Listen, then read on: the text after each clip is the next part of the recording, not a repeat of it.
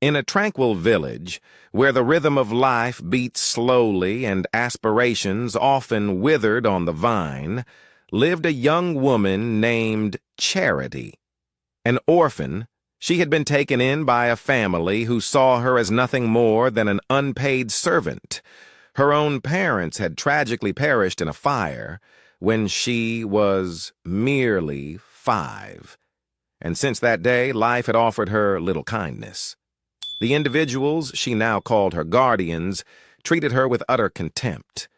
Day after day, she toiled, sweeping the compound before the first hint of dawn, cooking for the entire household, trekking to a distant stream for water, and scrubbing floors until they gleamed. Her exhaustion and hunger were met with indifference, their chilling refrain always the same. "Are we not doing you a favor by allowing you to live with us?"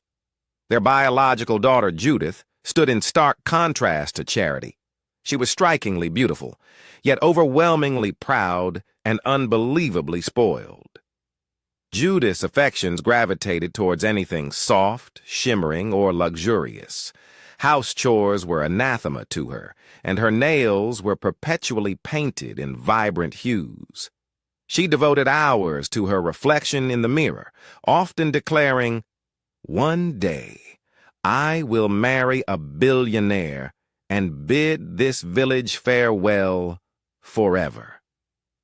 Judith's parents worshipped her, convinced she was their golden ticket to escaping poverty. They frequently held her up as a superior example to Charity. "Look at you," Judith's father would sneer at Charity. "Who would ever want to marry a girl like you?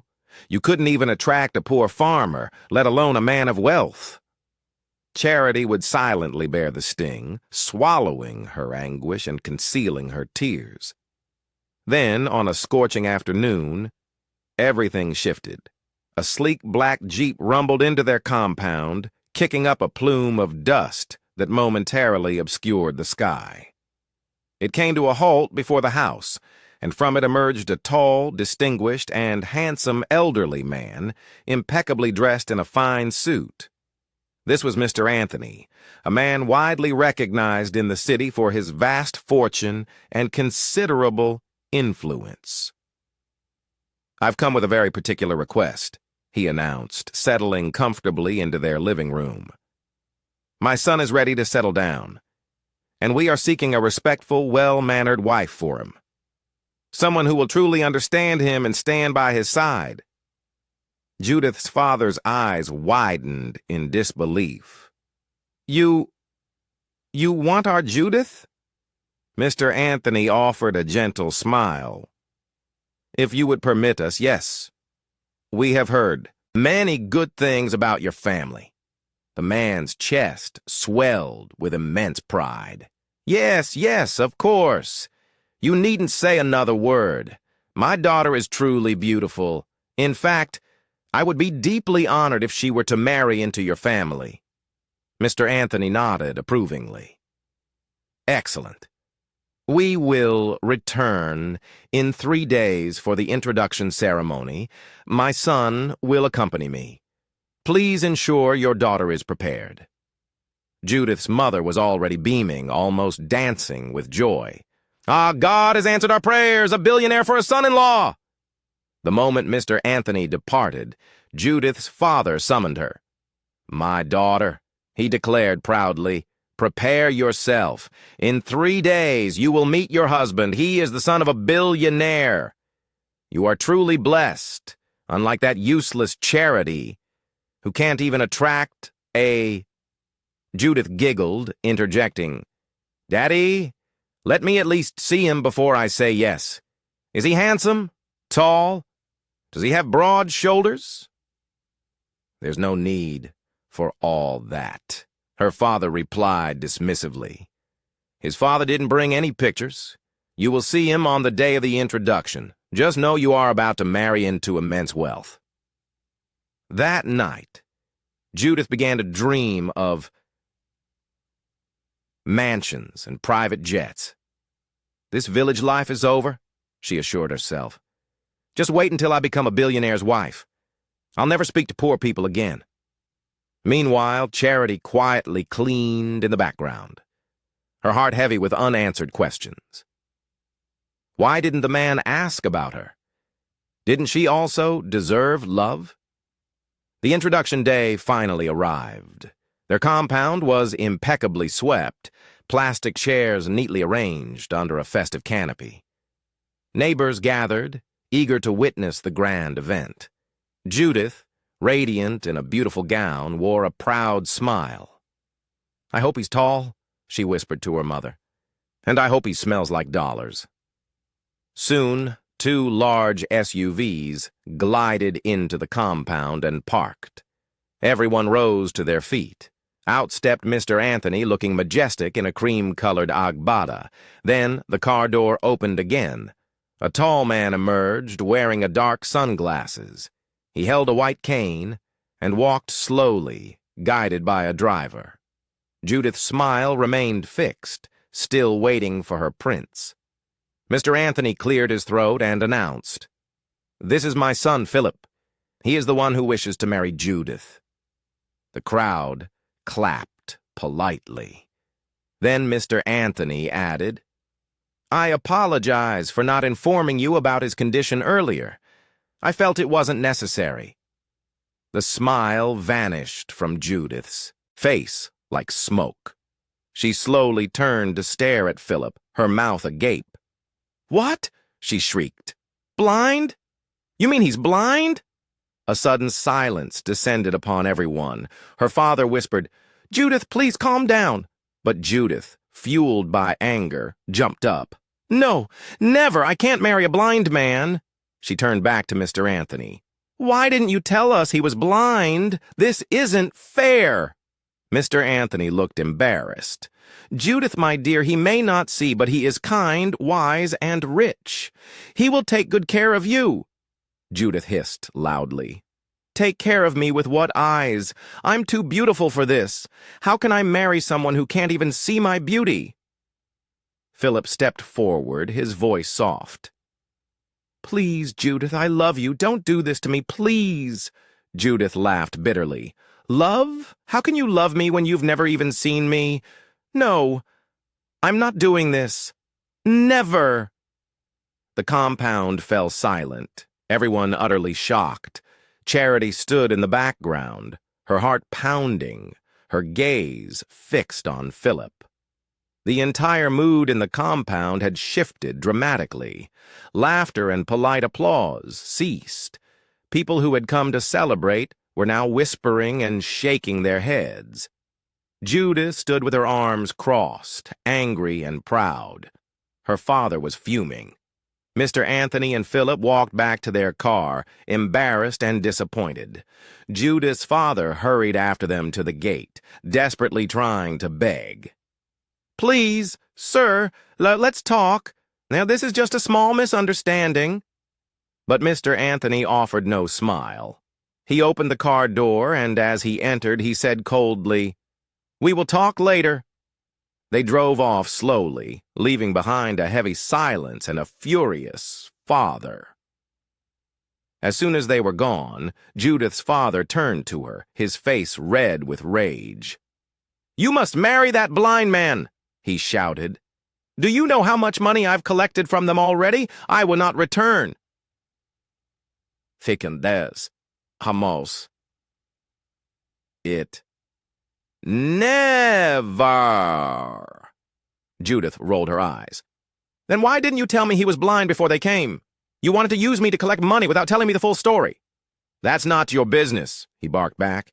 "You are my daughter, and you will marry whoever I say." Judith looked away and hissed. "Then why don't you tell that useless girl to marry him?" "Which girl?" her father asked, confused. "Charity," she snapped. "The orphan, she's of no use here. At least let her bring something useful to this family for once." Her father paused, his eyes widening as the idea hit him like a bolt of lightning. "That's true. That's a very good idea. Wow, Judith, you are smart." He rubbed his chin and began pacing. She's not really my daughter, so if anything happens, nobody will ask me questions. Yes, that girl will marry the blind billionaire." Judith laughed and sat down. Let him accept her. After all, he is blind. He has no choice. Without wasting a moment, her father rushed inside and grabbed his phone. He dialed Mr. Anthony, who was still in the car with his son on the way home. "Hello, sir," he began. "Yes, sir. Please, I'm truly sorry for what happened. It's just shock. You know how young girls behave." Mr. Anthony remained silent. Judith's father continued. "But I have another daughter. Yes, her name is Charity. She's very humble, quiet, and hardworking. She's not like Judith at all. If your son doesn't mind, she can marry him instead." There was a long pause. Then Mr. Anthony replied, "Let us get home first. I'll discuss it with my son." The call ended. Judith's father smiled in victory and walked back to the sitting room. He pointed at Judith. "You better pray your blind billionaire agrees to marry that foolish girl. If not, this house will not contain us." Judith scoffed. "He'll agree. What other choice does he have? He can't even see her face. He's blind. She can wear a monkey's mask and he won't know." They both burst into laughter, but in a small corner of the house, Charity stood with tears in her eyes. She had heard everything. Her hands shook. "Marry a man I don't know. A blind man." She leaned against the wall, breathing hard. Life had always been unfair, but now it seemed she was about to be forced into something even worse. Meanwhile, in the moving car, Philip sat quietly beside his father. He finally spoke. "I heard everything, Dad." Mr. Anthony looked at him. "I'm sorry I didn't tell them about your eyes." "It's okay," Philip said. "But that girl, Judith? She's not the one. She doesn't even know what love is." Mr. Anthony sighed. "Her father said he has another daughter, Charity, humble and quiet. What do you think?" Philip looked straight ahead and said nothing for a few seconds. Then, slowly, a small smile appeared on his face. "Let's meet her." The next day, Mr. Anthony and Philip returned to the village. This time, they didn't arrive with music or dancing. They came quietly, without fanfare or show. Charity was outside, washing clothes beside a small drum of water. Her fingers were numb from the cold water, and her back ached from bending too long. She didn't realize the black SUVs had arrived until her foster mother's sharp voice cut through the air.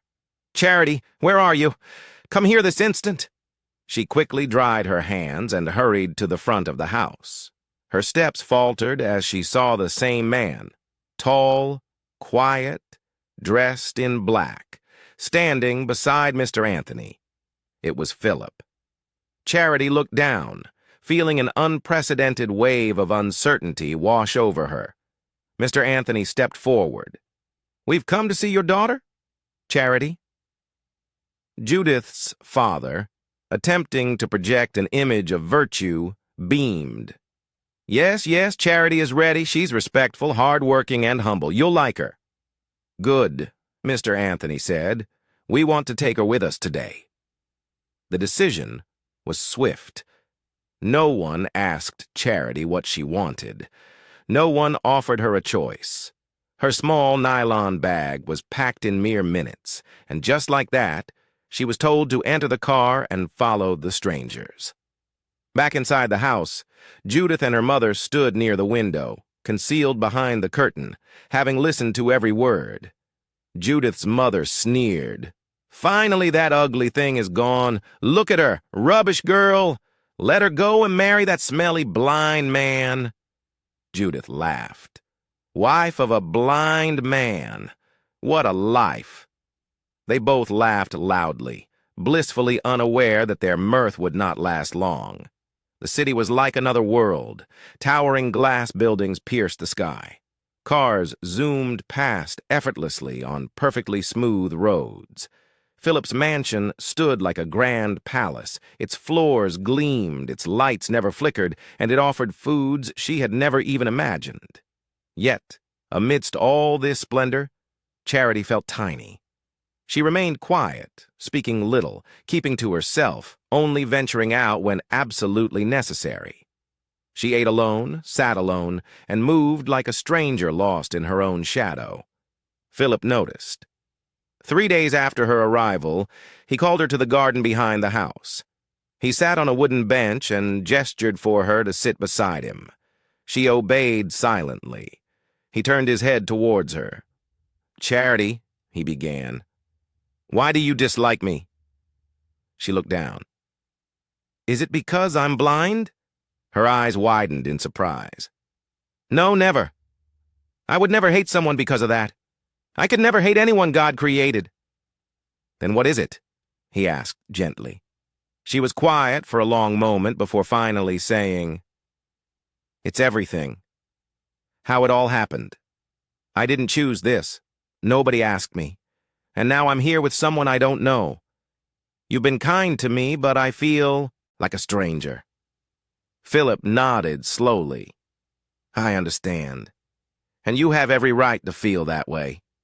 But perhaps if I tell you my story, you'll see things differently." She looked at him, curious. He took a deep breath. "I wasn't born blind. I could see, run, dance, and do everything, Yao. I was like every other rich young man, driving fast cars, attending parties, showing off.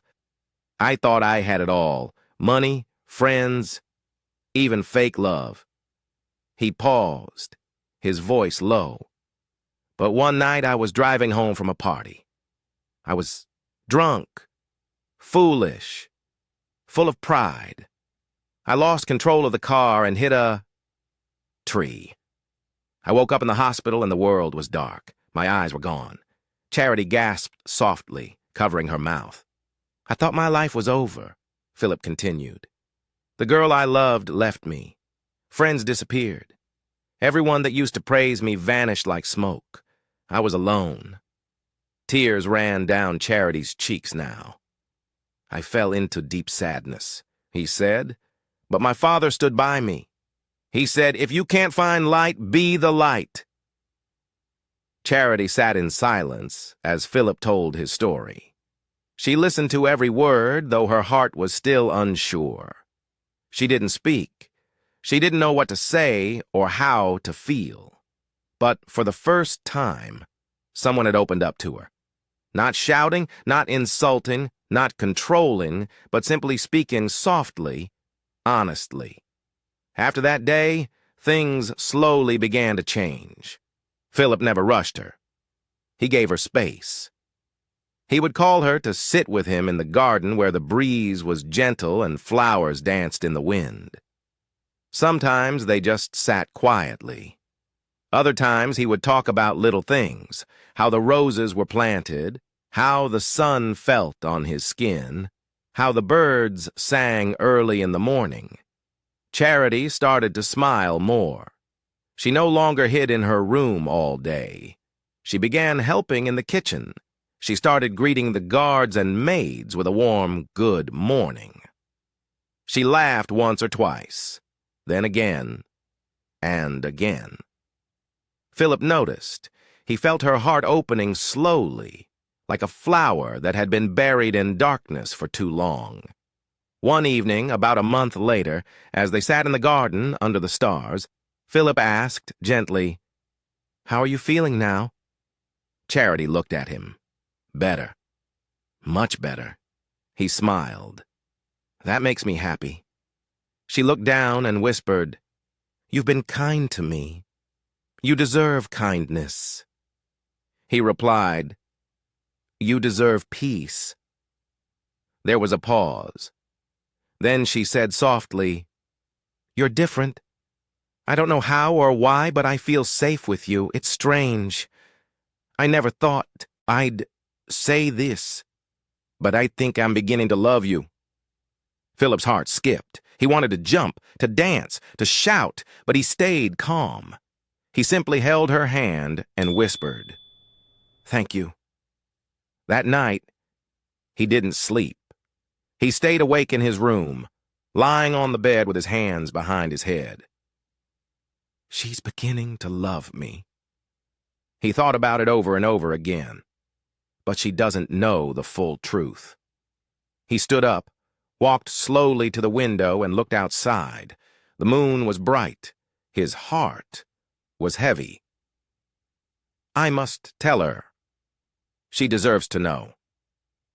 The next morning, he asked Charity to walk with him to the small private garden behind the mansion. It was quiet, peaceful. No one else was there. They sat on a stone bench. Philip took a deep breath. "Charity." "Yes," she replied, looking at him with gentle eyes. "There's something I must tell you," he said. She blinked. "What is it?" "I've kept it from you for weeks. I didn't mean to lie, but I had to be sure of something." She became still.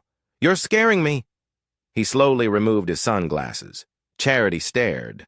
Then he opened his eyes, clear, bright, alive. She gasped and stepped back. "Your eyes! You can see!" Philip nodded. She stood up. "All this time? You were never blind?" "I was," he said quickly, "but I recovered. I kept it a secret because I didn't want people to love me for my money or for my face. I wanted someone to love me for me." Charity's hands were shaking. "I don't understand," she said. "Why me? Why hide it?" "Because," he said, standing up slowly, "the day I heard your voice, the way you treated me with quiet respect, I knew you were different. But I had to be sure. I had to know if your heart would accept me as I am. Not the man with money, not the man with sight, but the man who was broken." Charity turned away, confused, angry, and hurt all at once. "You lied to me," she whispered. "I know," Philip said. "And I'm sorry. I just wanted to protect my heart." Tears rolled down her cheeks. Philip moved closer. "But now I want to give you my truth, all of it. I'm not asking you to forgive me today. I'm only asking you, please don't walk away." She didn't answer. Instead, she sat back down and covered her face with her hands. Philip sat beside her in silence. Minutes passed. Then she spoke softly. "You really hurt me?" "I know," he said. "But I've also never felt peace like this before," she added, her voice trembling. He turned to her slowly. She wiped her tears and looked into his eyes. "You didn't just protect your heart, you protected mine too, even if I didn't know it." Philip reached out gently, holding her hand. "Does that mean you forgive me?" Charity looked at him long and hard. Then she nodded slowly. "Yes, I forgive you." Philip's heart swelled, but then she added, "But next time, tell me everything. Love does not hide." He smiled. "You have my word." And in that quiet garden under the early morning sun, two broken hearts began to truly heal. Meanwhile, back in the village, the streets buzzed with gossip. It all started when a woman who had traveled to the city returned with shocking news. She had visited a relative who worked as a cleaner in one of the biggest mansions in town. Philip's mansion. When she returned, she couldn't hold her tongue. She sat at the local pepper soup joint and announced loudly, "Philip, that billionaire who came for Judith, that man is not blind. He can see." Everyone turned to look at her. "Are you sure?" "I'm telling you what I saw with my own eyes," she shouted. "He was walking around, greeting people, even driving a car. They said he was never blind. He only pretended." By evening, the entire village had heard. But the news hit hardest when it reached Judith. She was lying on her bed, staring at the ceiling, when her friend, Rita, rushed into the room without knocking. "Judith! Judith!" Judith sat up. "What is it? Why are you shouting like that?" Rita closed the door and whispered as if she were carrying a secret from heaven. "Judith, it's about Philip." Judith's eyes sharpened. "What about him?" Rita looked left and right, then leaned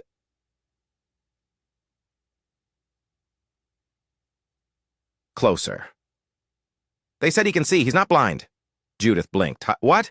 "It's true. Everyone is talking. He was pretending. It was all a test." Judith stood up slowly, her legs shaking. "You mean all this while he could see?" Rita nodded quickly. "Yes. They said he walks, talks, drives, everything, as if nothing ever happened. I just came from the market. That's the only thing people are talking about." Judith couldn't believe her ears. Her face turned pale. Her breathing quickened. She grabbed her head. "Oh, my God! Oh, my God!" Just then, her mother walked in. "What's going on here?" Judith turned to her. "Mama, Philip is not blind. He can see." Her mother shouted, "Blood of Jesus!" Judith began to cry. "Mama, I rejected a billionaire. I called him blind and useless. And now everyone is laughing at me." Her mother rushed to her, sighed. "No, no, no. We can't allow this. That man must come back to us. We must fix this. We can't lose such a blessing." Judith wiped her tears. "But how? He hates me." Her mother lowered her voice. "Apologize, cry if you must, call him. Say you were confused. Tell him you miss him. If you want to win this battle, you must fight smart." Judith picked up her phone and dialed Philip's number. It rang. He answered. "Hello, Philip," she said gently. "It's me, Judith. Please don't hang up." Silence. "I just wanted to say, I'm sorry for that day. I didn't mean the things I said. I was confused. I didn't know how to handle the shock, but I miss you, and I still care." More silence. Then Philip's voice came, cold and strong. "You miss my money. Please, no." "You didn't care when I needed someone most," he said. "You only want to come back now that you've seen the truth. Judith, you're not sorry. You're greedy." "Philip, please. You mocked me in front of your family and neighbors. You wanted to be the wife of a billionaire, but not a blind man. Now that you know I can see, you want to reap what you didn't sow." Judith held back tears. "Please don't say that." "You're a gold digger," he said, without pity. "And I don't want anything to do with you. Stay away from me." And with that, he ended the call. Judith stared at her phone in disbelief. Her hands trembled. Tears flowed. Her mother came closer. "What did he say?" Judith whispered. "He called me a gold digger. He told me to stay away." Her mother's eyes darkened. "He did what? After all we've done, this is war. We're not going to sit and fold our arms. We will do everything in our power to get him back. Everything. That orphan girl thinks she has won, but she doesn't know who she's dealing with." Her mother stepped closer. "It's time to fight for what's ours." Judith wiped her tears slowly. "That's the spirit, Mommy. We are not letting that dirty orphan win," she said coldly. "Never." And just like that, mother and daughter began their plan.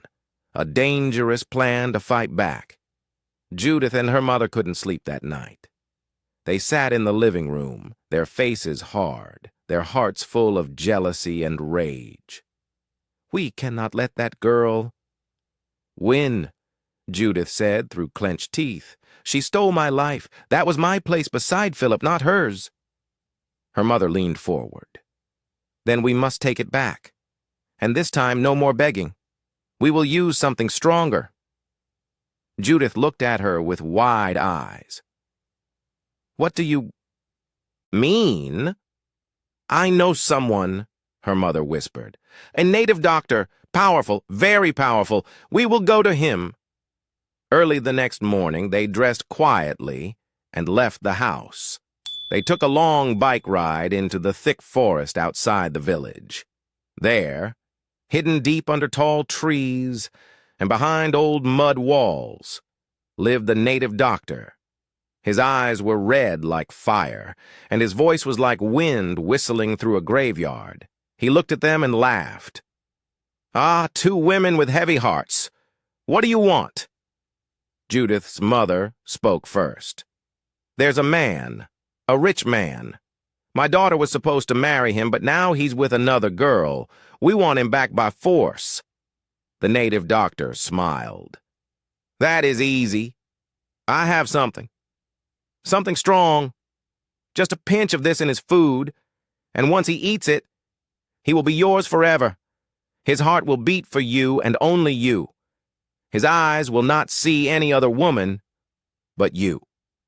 Judith's heart raced with excitement, but then the man's face became serious. "However," he said slowly, "there are consequences." Judith and her mother exchanged glances. "What kind of consequences?" her mother asked. The native doctor waved his hand. "That I cannot say for now, but be warned. Power comes with a price. Always." Without thinking, Judith said, "I don't care. I just want Philip to be mine." Her mother added, "Give it to us." He brought out a small black leather pouch and handed it to them. "Use only a pinch," he warned. "Too much, and the charm will turn against you." They nodded quickly and left. Back home, they sat on the bed, staring at the pouch. Judith frowned. "Mama, how will I even put this in his food? He doesn't talk to me. He doesn't even want to see me." Her mother smiled wickedly. "Then go through the girl, Charity. You know she has a soft heart. Just call her, cry, beg, pretend, tell her you are sorry. Tell her you want to make peace." Judith's eyes lit up. "Mama, you're a genius," her mother laughed. "When you win, remember who gave you the idea." Judith picked up her phone. She dialed with trembling hands and fake tears. The phone rang once, twice. Charity picked up, her voice calm. "Hello?" Judith immediately began crying. "Charity, please, please don't hang up." Charity paused. "Judith, how did you get my number?" "That's not important right now," Judith cried louder. "Please, I just want to say I'm sorry. I'm so sorry for everything I did to you. I've been restless. I can't sleep. I can't eat. Please forgive me." Charity was quiet for a moment. Then she asked softly, "Why now?" "I just realized how wicked I was," Judith sobbed. "You didn't deserve it. Nobody deserves what I did to you. You are kind. You are a good person. Please don't let my evil win." Charity sighed. Her heart was tender. She had been hurt by Judith, but she was a child of God. She didn't believe in holding grudges. "Judith," she said gently, "I forgive you, not because you deserve it, but because of the God I serve." Judith wiped her fake tears quickly and smiled. "Thank you. Thank you so much, Charity. You don't know the weight you just lifted from my heart." There was silence again. Then Judith added sweetly, "I would like to come to the city to visit you, just to see you, talk with you face to face, and truly make peace. Please say yes." Charity was surprised. "You want to visit?" "Yes. I want to see you. I want to start again." Charity thought for a moment. "Let me talk to my husband first. If he agrees, I'll call you back." "Okay," Judith said quickly. "Thank you. Thank you so much. God bless you." As soon as the call ended, Judith's face changed. The tears dried. The fake sobs stopped. She dropped the phone on the bed and began to laugh wickedly. Her mother joined her.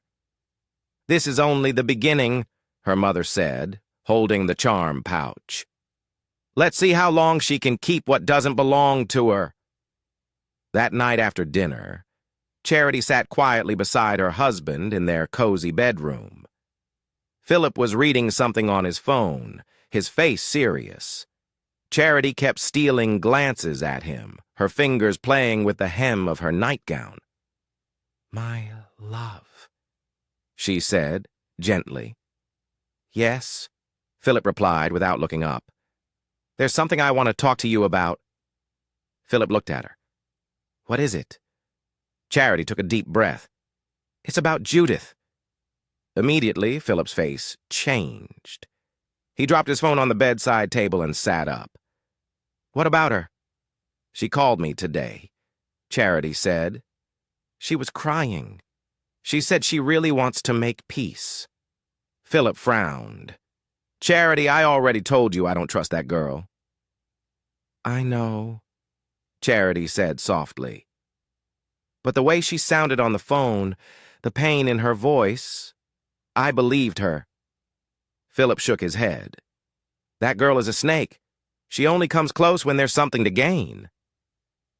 "But people change," Charity replied. "I've seen people do worse and still change. Maybe this is her time.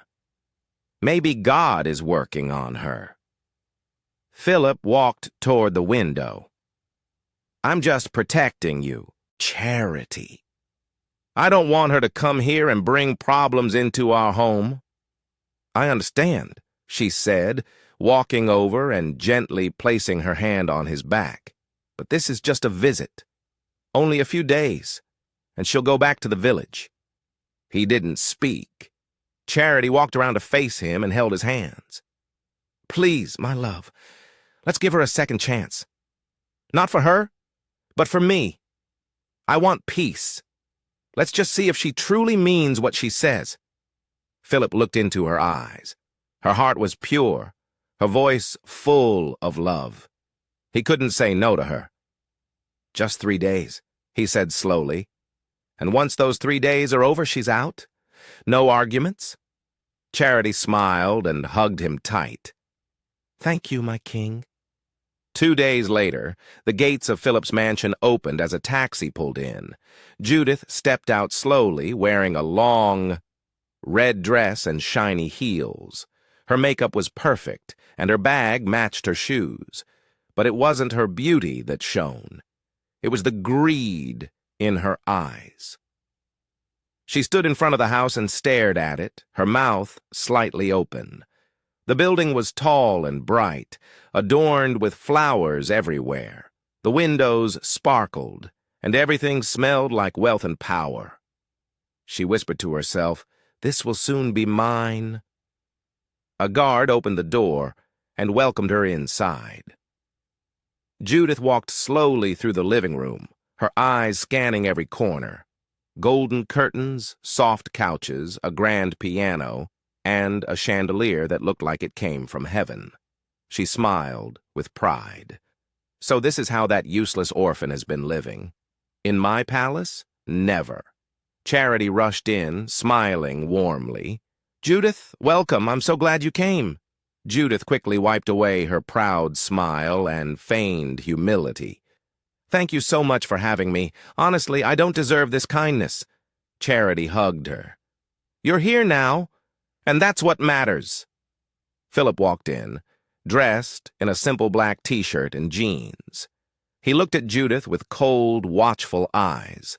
Judith lowered her gaze and said quietly, "Good evening, sir." Philip nodded once. "Welcome." "Thank you," she replied quickly, then looked away. Charity guided her to the guest room and helped her unpack. Later that evening, they all sat at the dining table for dinner. Charity did most of the talking while Philip remained silent, only watching. Judith laughed softly at everything Charity said, acting sweet and gentle. But inside her heart, She was boiling. She looked at the way Philip gently helped Charity sit, the way he touched her hand, the way he looked at her with love. It hurt her, not because she missed Philip, but because she wanted what Charity had, the life, the man, the glory. After dinner, Charity gave Judith a tour of the house. They walked through the upstairs balcony, the private study, the garden, and finally the kitchen. Judith looked at the wide kitchen with its smooth counters and shiny fridge. She whispered again, "All this will soon be mine." Charity didn't hear her. That night, as they lay in bed in separate rooms, two very different hearts beat. Charity prayed softly, "Lord, please bless my home and help Judith truly find peace." But in the guest room, Judith sat by the window holding the charm her mother gave her, her face hard and full of hunger. She opened the pouch slightly and stared at the dark powder. "Just one pinch in his food," she whispered, "and he will be mine forever." She looked at the door and smiled. "Tomorrow I make my move." The next morning, sunlight filled the mansion as birds sang softly in the garden. Charity was already in the kitchen, humming a worship song as she cut vegetables. She felt peaceful. Her heart was light. Everything felt right. Judith stood at the corner of the hallway, peeking. She watched as Charity moved about the kitchen with ease and joy. "Foolish girl," she thought. "You don't even know your time is up." She walked into the kitchen with a fake smile. "Good morning, Charity," she said cheerfully. Charity turned with a smile. "Good morning. You're up early." "Yes," Judith replied sweetly. "I couldn't sleep. I had a deep dream last night. It made me realize even more how lucky I am that you forgave me." Charity smiled warmly. "God is the one who gives grace to forgive. Come, help me arrange the plates." Judith quickly moved close and began helping. As Charity went to wash the rice, Judith's heart started racing. "This is my chance," she thought. She glanced at the living room. Philip wasn't there yet. She looked around quickly, then reached into her bra and pulled out the small charm pouch. Her hands trembled as she opened it. "Just one pinch. Let this be fast," she whispered, reaching toward the pot of stew on the counter. But just as she was about to drop it in, footsteps. Philip. He walked in, yawning slightly, stretching his arms. Judith's heart jumped. She quickly threw the charm behind the gas cylinder and pretended to be wiping the counter. Charity looked up. "My love, you're awake? Come, let me serve your food." Philip walked to the table and sat down. Judith's heart was pounding like a drum. Too close. That was too close, she thought. But I'll try again. As Charity served the food, Philip's eyes slowly moved to Judith. Something about her made him uneasy. Her smile was too sweet, her voice too calm. It felt fake. When Charity stepped out to get a bottle of water, Philip leaned back and said quietly, "I don't know what game you're playing, but don't try anything stupid in my house." Judith froze for a second, then quickly smiled. "I'm not playing any game. I'm just trying to fix things." Philip looked her straight in the eye. "Let me warn you.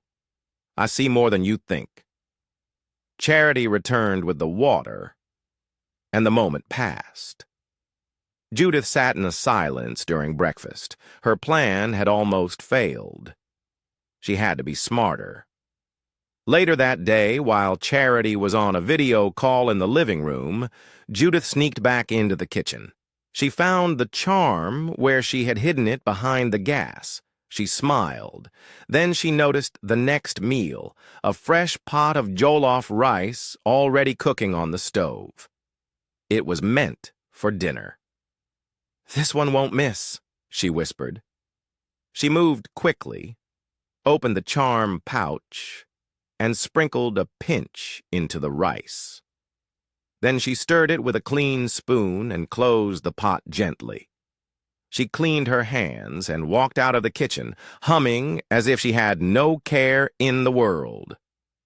"Charity," she said sweetly, "I'll help you set the table for dinner tonight." Charity smiled. "You're too kind, Judith. Thank you." Too kind, Judith thought. You have no idea. That night, as the aroma of jollof rice filled the mansion, Judith's heart beat faster. Philip came down the stairs, smelling the food. "Wow, something smells delicious," Charity smiled. "I made it with love. Judith helped too." Philip looked at Judith again. She smiled gently, but his spirit still felt uneasy. They sat at the table. The rice was served. Philip picked up his spoon. Judith watched. He brought the spoon close to his mouth. Charity smiled beside him.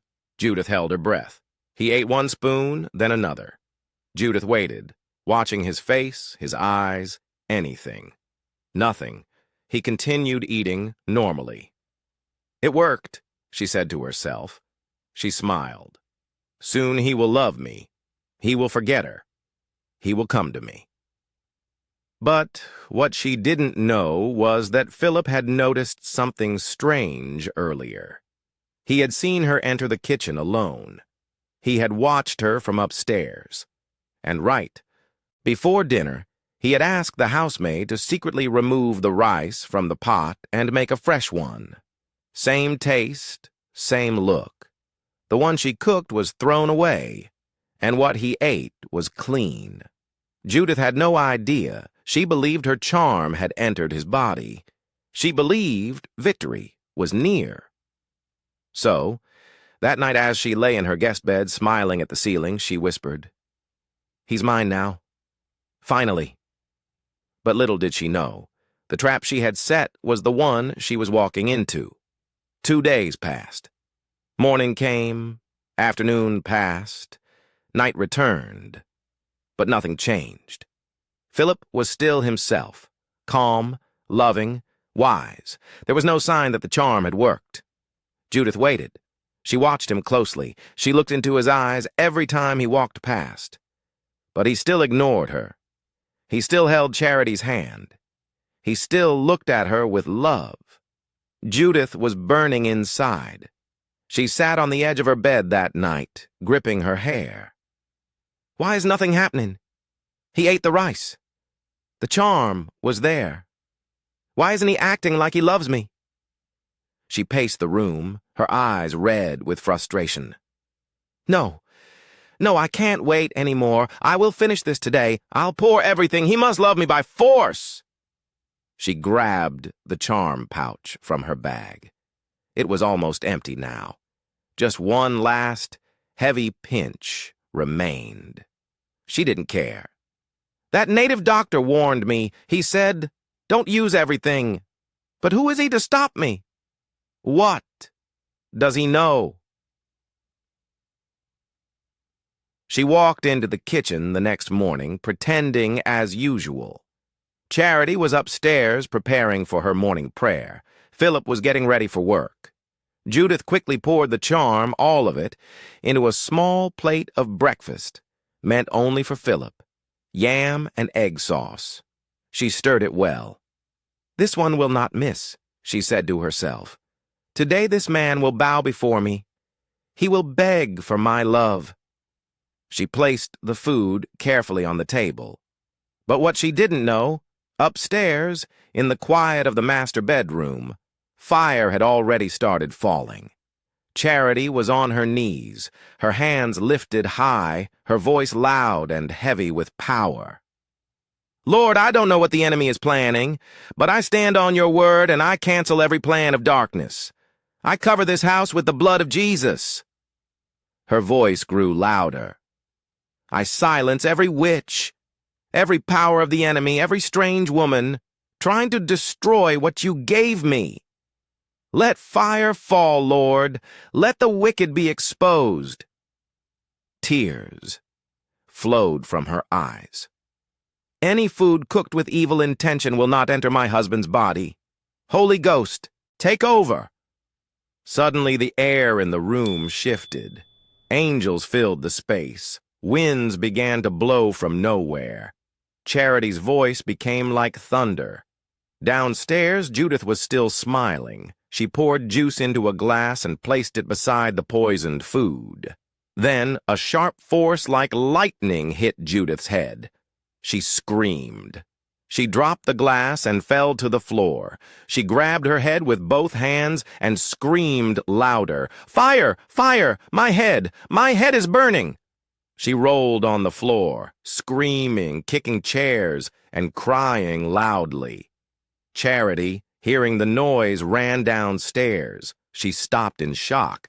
"Jesus!" Philip rushed down from their room, fully dressed for work. "What's going on?"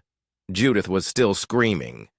She stood up suddenly and pointed at Philip. "I did it! I did it! I put charm in your food. I wanted you to leave her. I wanted you to love me." She screamed again and tore her dress. Her hair scattered wildly. She began laughing and crying at the same time. "I poured everything. I poured it all. The native doctor warned me, but I didn't care. I wanted to take him. I wanted this house. I wanted this life." Charity fell to her knees, covering her mouth. Tears rolled down her cheeks. "Oh, God!" Philip's face was red with anger. He looked at Charity with sharp eyes. "I warned you, babe," he said quietly. "I told you this girl was a devil. I told you not to trust her." Charity was trembling now. "I'm sorry. I didn't know it would go this far. I thought she had changed." Judith suddenly screamed again and ran outside barefoot into the street. "Fire! Fire! I'm burning! Don't touch me! He is mine! Give him to me!" People on the street stopped to look. They screamed in shock. "Is that not Judith? What happened to her?" She ran mad, pulling her hair, rolling on the ground, shouting strange things. Back in the mansion, Philip sat down slowly. Charity walked over and knelt in front of him. "I'm sorry," she said, crying. "I was wrong. I let pity blind me. Please forgive me." Philip lifted her up gently. "I forgive you," he said softly. "But next time, protect your heart. Not everyone deserves your kindness." Charity nodded, wiping her tears. They held each other tight, and in that moment they both knew love was powerful. But God was stronger, and the enemy had been defeated.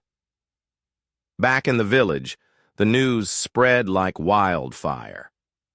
"Judith has run mad," she was shouting on the streets, confessing everything. "She tried to charm the billionaire. It backfired."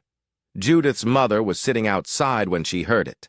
A neighbor rushed to her, panting.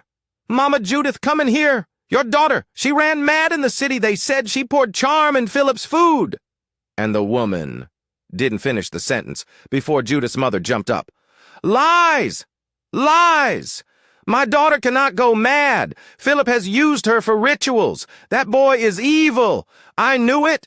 She stormed inside the house. "They think I'll keep quiet? Never. They want to kill my daughter." Her husband, who had been quiet all morning, came out from the bedroom. "Where are you going, woman?" she hissed. "To the native doctor, of course. I must deal with that man. He gave her nonsense. Fake charm. Now my daughter is mad." Her husband raised his hand to stop her. "Woman, enough is enough." She stopped and turned. "What did you say?" "I said enough," he shouted. "Look at what your wickedness has caused. I never liked Charity, but this time I'm done hating her. She did nothing to us. It was your daughter and your evil advice that caused all this." She blinked in shock. "You pushed that girl into witchcraft. You told her to lie, to pretend, to destroy another woman's marriage, and now You're blaming others. Are you supporting strangers over your own blood? She shouted. I'm speaking the truth, he said. And let me tell you, Judith deserves whatever she got. That madness is small compared to what she did. Her eyes widened. So you're against me now? I'm against evil, he shouted and stormed out of the house. Breathing heavily, she picked her bag and headed into the forest to find the native doctor. The road was quiet. The wind blew slowly through the trees. She arrived, pushed the gate open, and marched in. The native doctor sat on the ground, burning herbs and whispering into a clay pot. She didn't greet him. She didn't kneel. She pointed at him with a shaky hand. You wicked old fool, she shouted. You gave my daughter fake charm, now she's mad. Useless man. Stupid, dirty old man. The native doctor didn't move. He only looked up at her with calm, deep eyes. Woman, he said in a low voice, control your tongue. She laughed and clapped. You have failed. My daughter was supposed to marry a billionaire. Now she's in the street tearing her clothes. Fool! Your Jew-goo is fake. I warned you not to use too much, the man said calmly. But you were greedy. You and your daughter wanted to steal what was not yours. Shut up! She screamed. You're a disgrace! Useless old man with cow tail and chalk. I will report you to the whole village. The native doctor stood slowly, his eyes now glowing red. I told you to stop insulting me. I'm not afraid of you, idiot, she shouted again. Suddenly the wind howled loudly. Leaves flew in circles. The sky darkened above the trees, and in one flash, thunder. A loud cry followed. Judith's mother dropped her bag and fell to the ground, screaming, My head! My head! Fire is burning me! She rolled on the dirt, pulling her wrapper. Don't touch me! Snakes! Snakes are everywhere! They're biting me! The native doctor sat back down calmly. Let her go, he said to the spirits. Her reward has come. She jumped up and ran back toward the village, screaming, Fire! Fire! Philip, forgive me! Charity! Forgive me! I didn't know! People gathered on the road as she entered the village mad, just like her daughter. She ran barefoot, hair flying, eyes wide open. Forgive me! Please, forgive me! The villagers watched in shock. Is that not Judith's mother? She too has gone mad. Whispers filled the air. Wickedness never pays, and just like that, the evil that had begun with a simple lie culminated in utter destruction. Charity and Philip, meanwhile, remained safe, shielded by their prayers, enveloped in peace, and protected by God himself.